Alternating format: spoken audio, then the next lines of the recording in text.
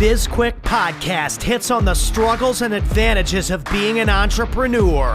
It's for anyone who's made the commitment to burn the boats and not look back. Are you a busy entrepreneur or small business owner trying to do it all?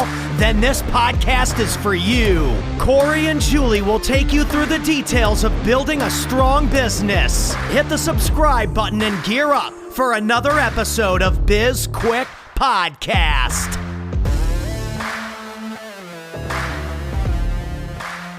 Hello and welcome to BizQuik, everybody. I'm Corey as usual. What's happening, Julie? Hello. I am ready for this conversation. I feel like this is going to be a little bit of a venting session for me. Okay, great. Yeah. I'll be interested to see where it goes. I'm not going to vent at you. Yes. Okay. Like normal, but whatever. Yes. We have Victoria Lee on. She is the CEO and co-founder of the 100 Pound Social. It's a UK company, and they are a social media and marketing company. They work with companies all over the globe, and they do all sorts of other stuff, but their core business is social media marketing. Mm-hmm. It's interesting because before I realized that she was in the UK, I thought, what an interesting name for your company, but I realized now that's financially related. Yes, her whole goal is that you can get social media marketing for £100 a month. Yes, nice. Okay. Yes. All right. But outside of the UK, that does make sense, well, let's say in America, for example. I'm sure in like the rest of Europe, they understand the difference. But yeah, I mean, quite honestly, I was like, well, why is this bitch bragging about her weight? Like, what the hell? So, but this is money. This is money. So this is, whatever. Okay. One of the things that Victoria likes to talk about is, and focuses on is that, growing your social media and really social media and content. So this is where I don't know if it's vent, rant, ask questions, because you're not directly involved in social media, you might have a perspective that I just don't have, that yours might have clarity. Here's the deal. Let's start with just talking about our podcast, right? So we took Zach Babcock's course on podcasting, right? It was a mastermind. It was great. And it was group coaching. And we went through that. And as a result, we saw our podcast listeners, the numbers, skyrocketed. yes. Okay. Then we, probably 4 or 5 weeks in a row, our numbers up, climbing, numbers we'd never seen before for our podcast. And we thought, oh, this is great. And so we just kept, we did our thing, kept releasing episodes. We're recording episodes. We promote them the way that we had been. And then now our numbers are back down to where they were before the course, before the group coaching. And so my question is, do we have to consistently be putting that same effort into what we did during that 5 weeks with Zach, where we were emailing people and asking them to subscribe, to like, to download, to listen, to rate, review? I was posting in all these different groups on Facebook talking about our podcast. We have to do that on the daily to keep our numbers up. At some point, can it be this self-propelled machine, or is this just the life we live? Because the same is true for Instagram. So I'm going to pause now because I can see in your face you've got thoughts. Well, so I'm going to compare it to, let's say, managing your yard. If you want to have a nice, manicured lawn and flower beds and a garden and all of that other fun stuff, and you want it to look nice and you want it to all look nice, you have to spend a lot of time working on everything. But for most people, you have jobs and family and other obligations, and so you can only focus on one area at a time. And as you're focusing on that one area, everything else starts to decline. And then you focus on another area, and then that one that you were just on, that starts. And so it's this kind of balancing act of being okay with having everything kind of be just meh, or focusing on the centerpiece of your yard, your front lawn, whatever it is, or do you outsource? Do you hire somebody to come and work on the things that you want to be good, but you don't have the time, really the time to work on them? And I think that's our problem, is that the podcast is not our main source of revenue. Correct. And so we have to focus the majority of our time on our clients because that's where we make our money. But like our social media, there is still a trend up. It's slow. And if we think back to Lisa Cutter, when she said that with like 2%, month over month organic growth of your social media followers is the goal, we're at like 5%. So we're still above and beyond that. It's just slow because 5% of, 500 is not a large number. Whereas like 5% of 10,000 is a much larger number. Correct. So it's just that slow kind of growth, and that's what we have to deal with. And then outsourcing is one way for us to be able to do that. Yeah. And I think that's where we have to remind ourselves, like, that it's not like social media in some instances is just a really big popularity contest, right? And as Tony Watley says, they're vanity numbers. But those numbers, even though they're vanity numbers, they're important because it helps to build awareness. It lets people know you exist and pushes you out to the world. So it's that, I love to take the position of, I don't care how many social media followers we have because that's just a vanity number. But the reality is there's a direct correlation. Like even when we think about our email list, I read the statistic over the weekend. Nope, not over the weekend. I didn't work this past weekend. I read this statistics at some point that said you can, for every name on your email list, it equates to $2 in revenue a month, right? So obviously, if you've got 10,000 names on your email list, that is significant. If you've got, 10 names on your email list, that's not. So those numbers matter. They do matter because they also give your brand credibility. I don't know if I necessarily agree with that $2 statistic that you have because there's so many things that factor into that industry, what you're selling, who you are, all of those things. So I might have made that stat up. It's possible. But I didn't. I hate statistics like that because people are like, oh, why? Well, why I should be making $1,000 a month then I've got 500 people. No, that's not how it works. It's probably when you hit a certain level, when you hit 10,000 email subscribers, that's when you're seeing $20,000 in revenue. But prior to that, you're seeing $0. There's probably some sort of barrier, some sort of ceiling that you have to hit before that number actually makes sense. You know what that tells me? I should have read the whole article. Probably. You just read the headline, didn't you? You were on BuzzFeed. Stay off there. The Babylon Bee. All right. Well, this is probably a really good place for us to take a break and bring in Victoria and talk about all things marketing, outsourcing, and whatever other goodness she's going to bring to the show. We will see you after the break.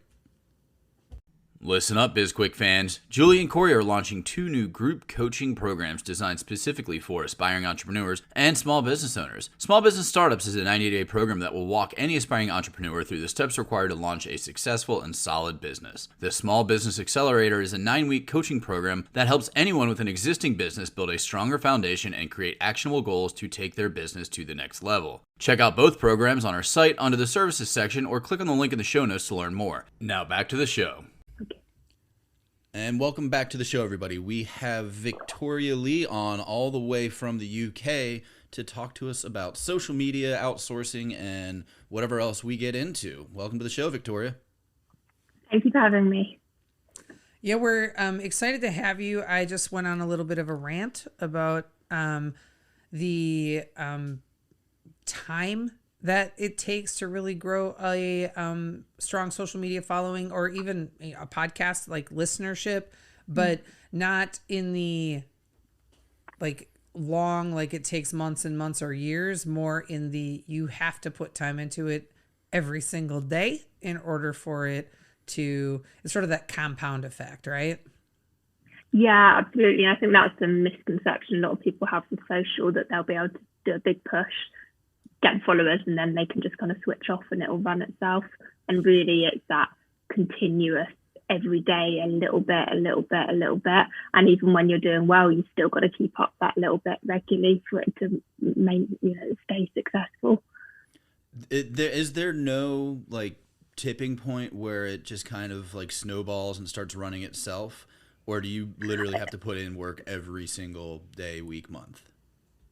So I think there's definitely a tipping point where it snowballs and will start to kind of grow itself and kind of get bigger and bigger with less effort. But when you get to that point, there becomes kind of more work on the administration side, because then of course you're going to be getting lots of comments that need your attention. You're going to be getting inbox messages. So whichever way you go with it, there's always going to be admin work around running a social presence.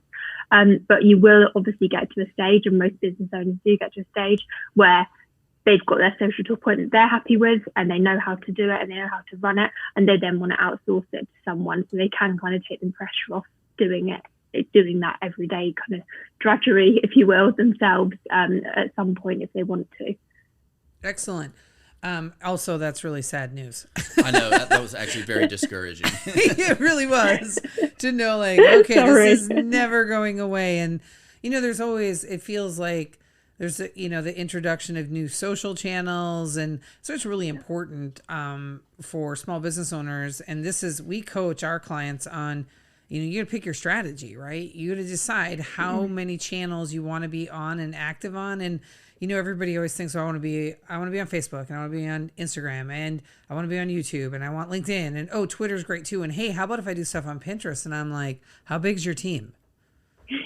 Yeah, 100%. And it can be really easy to get sidetracked when new social platforms come out. So like when Clubhouse came out, I spent a huge amount of time trying to figure out if we needed to have a really strong presence on Clubhouse, hours and hours. And obviously I run a social media business, so maybe that was time wisely invested. But for a lot of business owners, like you say, it's about picking your channels and sticking to it and not trying to do too much. We say to a lot of our customers that you'll get a better return on your investment if you can do an amazing job on 1 or 2 channels rather than spreading yourself really thinly over 5 channels, for example. Because at the end of the day, you will just end up having a kind of mediocre presence on all the channels if you don't have that time investment. And most small business owners don't have that time investment. Yeah. So how do you pick the channels? So like if we were to engage with you, how would you pick the channels that best fit our needs? So it depends on the type of business. So as a company, we mainly work with B2B companies, so businesses selling services to other businesses. For our customer base, that means that LinkedIn is pretty much the hottest channel there is. It's where they get the biggest return on their investment.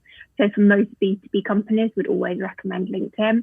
If it were a B2C company we were working with, we would look at the company before making the recommendation. So it would probably be Facebook or Instagram, the strongest channel for a B2B company. And whether it's Facebook or Instagram will depend on the company. So if they've got a very visual company, a very visual product or service they're selling, Instagram's usually the way forward. You do have some B2C companies that don't have that visual material to share. And that means Instagram often won't work that well for them because you've got to have the good imagery on Instagram to get the following. Yeah, interesting. So I hate LinkedIn with like every ounce of my being. But I know instinctively that that's probably the place where it's the biggest bang for our buck. I also feel it's where I feel like Instagram, or I'm sorry, I keep saying Instagram. I feel like LinkedIn is so predatory, right? Where you're just getting sold into your inbox at all times. And it's just cold selling. And I always reply back and ask people if they want to hire us to help them with some sales coaching. Like, hey, I can help you with your sales coaching because your approach sucks. And I'm pretty direct with people. And I always wonder, like, when at some point I'm like, somebody's going to collect all my jackass responses to people and put them together and say, this is what it's like to work with SB Pace. But the reality is, like, we would never coach any of our clients to sell that way. But we spend more time on Instagram. And I don't know if that's because we are, we're exclusively we're B2B, but we're focused on small businesses. And most of our clients are product-based businesses. And so most of our clients don't have a strong presence on LinkedIn.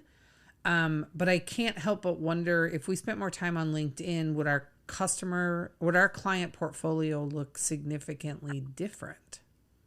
I imagine it would quite quickly, because you would, by having a strong presence on LinkedIn, you'd start to attract those kind of B2B, more service-based businesses like consulting, coaching, those type of companies that maybe you're not working with at the moment. But that's a really important point you just raised, because for any business owner thinking of what platform they should be on, they need to ultimately look at where their audience is. So if you guys know that your audience are product-based business owners who are using Instagram, it would actually not make much sense for you to move on and focus on LinkedIn unless you want to diversify and get that new client base we just discussed. So that is probably the key thing for a business owner to think about, is where are my clients hanging out? Where am I going to find them, and on which platform? Yeah.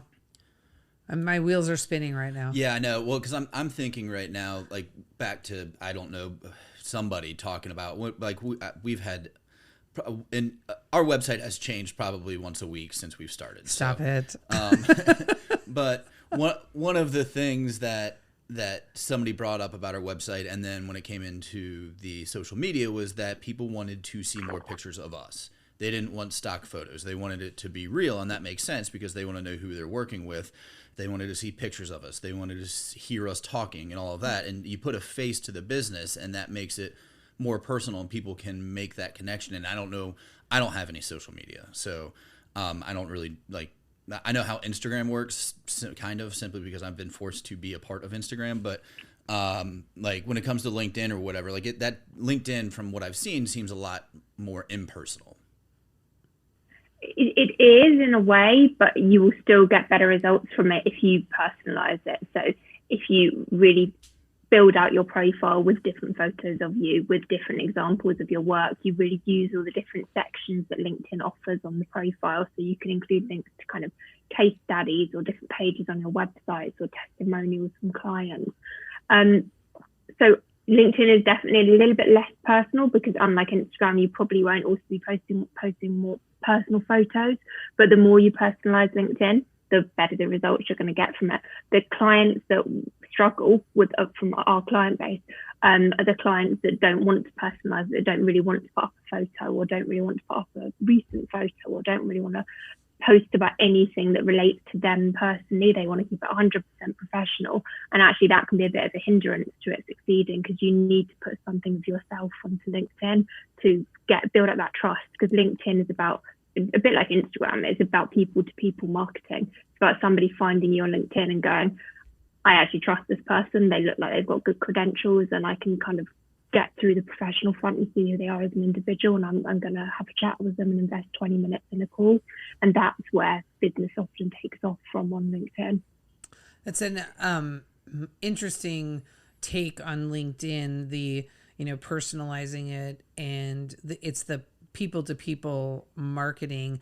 I always feel really stiff and impersonal on LinkedIn, and I think updating my bio and maybe being, and really we talk all the time about how we want our business to reflect our personality and who we are, right? So that's a big part of our brand, but we don't really show that part of our brand on LinkedIn, and I'm not sure why. And LinkedIn is where truly, like, I have the biggest network, I have the biggest following on LinkedIn, and it's probably second only to Facebook. But I don't really use my personal page on Facebook to promote our business, and we don't leverage the business page on Facebook that much, simply because I just don't like the way that it is.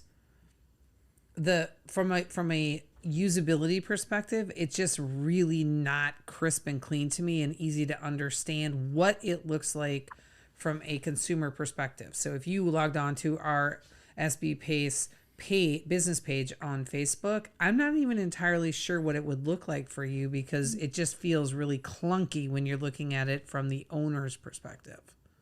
I know what you mean. I hate the back end of Facebook. They changed it in the last year and made it so much harder to use. But when you're looking at kind of marketing through your Facebook page versus marketing through a personal LinkedIn profile, so I'm talking about a personal profile, not a company page on LinkedIn, what you'll find is if you publish the same post, the identical post to your Facebook page and then to LinkedIn, you'd actually find that the number of views on the Facebook page, it depends how many followers you've got, but it could be kind of 20, 50 people who saw that post. Whereas on LinkedIn, even if you've got under 500 connections, you're still going to be seeing around 200 people viewing every single post you publish. And once you've got up to kind of 10,000 connections, you're going to be getting thousands of people viewing each post you publish. So the visibility you get from publishing on LinkedIn compared to Facebook is actually massive. So if you're a B2C business owner, this isn't that important because Facebook's still going to be the best place for you versus LinkedIn. But for B2B business owners, you've got so much more reach that you could be getting through LinkedIn than a platform like Facebook. So if you are comparing them and you decide your audience are on LinkedIn as well, it's probably going to be the place that you should be looking at investing some more time in. What's your opinion on mixing personal and professional pages? Because that's one thing, like Julie said, she's got thousands of connections on her personal LinkedIn account, but I don't know, because like sometimes I feel like you should keep the two separate, but then I just was talking about how people want to make it more personal. Yeah, I actually think it's essential. If you're running a small business with under kind of 10 employees, most people who look at your business will look at the founder before making that purchase decision for if they want to work with you in your business. So you as a founder have got to be really highly visible. And using your personal profile is going to give you and therefore your business that visibility. For my company, we have the 5 main team members. We all have our LinkedIn profiles optimized almost as sales pages for the business. So you go on any of our profiles and you can learn all about the business, also learn about that individual team member and what they contribute towards the business. And we get around 70 to 80% of new inquiries come in through LinkedIn, and they come in through different team members' LinkedIn profiles.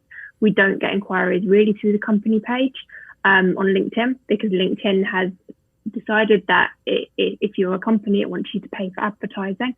So it restricts the visibility of anything you post on your company page. So we leverage the personal profiles, which are free to use for our marketing. Yep, we do the same thing. Most of our on LinkedIn, we'll post things to our business page, but everything also goes through my personal page, and it gets much more traction than on the business page. So we've just 100%. The business page is almost pointless other than just to show that it's a viable business. Yeah, I'm totally with you. I think it's still really important to make sure you regularly post that business page, because we still get people who look at the business page and people who will comment if we don't have enough followers on the page. But at the end of the day, that's people who are already halfway through the sales process and nearly converted. When you're looking to catch new people and pull in new prospects, it's the personal profile, like you said, where you're going to reach them through. Yeah. How much of the when it comes down to purchase decision, and I know this is really it's a variable number, but how much of the decision is weighted on the number of followers that you have on a social platform? So if you're LinkedIn and you've got a business page and you have less than 100 followers, is that a negative hit for your business? Same with Instagram or Facebook. We're not going to talk about Twitter because we quit Twitter. We're not there anymore. We're not supporting Twitter. Yeah, Twitter's let's not go there for Twitter. I think it depends on the type of business you are. So as a business, we're 4 years old. So we started in 2017. And in the first year of our business, we had 2 or 3 people come to us and say, why would we hire you? You've only got about 200 followers on your company LinkedIn page.